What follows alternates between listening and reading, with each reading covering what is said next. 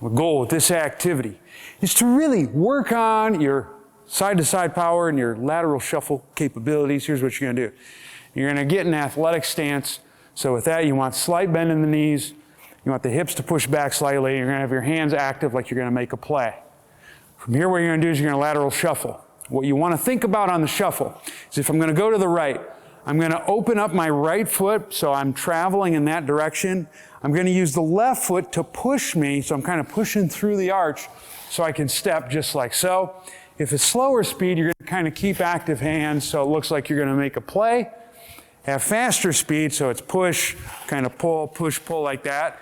Have faster speeds with the arms, you're going to kind of open them out like that, just so you can get your momentum going in that direction. So I'm here, it's going to look like this. That's the fast speed.